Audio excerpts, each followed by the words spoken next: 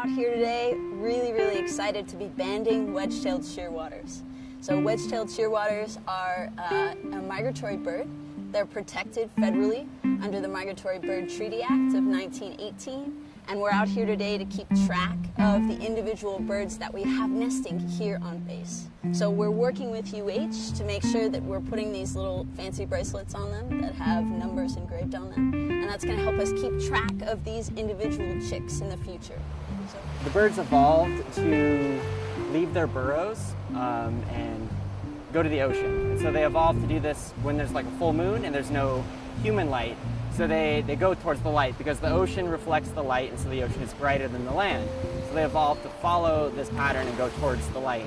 Now that we have city lights that are on at night, they get confused, and so they go the wrong direction. And then they fly around the city until they get exhausted, and they literally fall out of the sky and land on the ground, and then they're stranded because they're so exhausted that they can't get back up, and they're disoriented and they don't know where to go. So it's actually a pretty big problem for seabirds living in and around humans.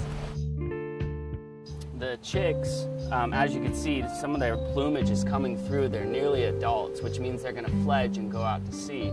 And we want to get bands on them before they do that. By attaching these steel bands to their legs, you wouldn't be able to see them from a distance, but if any birds were to become injured or die from falling out, then we would be able to track kind of the proportion of the population that is falling out from light pollution. They definitely have their own personalities. Some of them are extremely feisty, and some of them are really docile. Some of them don't even move. They just look at you, really, and kind of let you do whatever. And the other ones, they'll tear you up. You know, you'll get cuts and bleed all over the place. But when you recapture these bands, they go into a big global database, and then that data can be used in market capture models that estimate population size and reproductive rates, so we can actually model how many birds there are, how many birds there will be, how fast they're breeding, and the health of the overall population.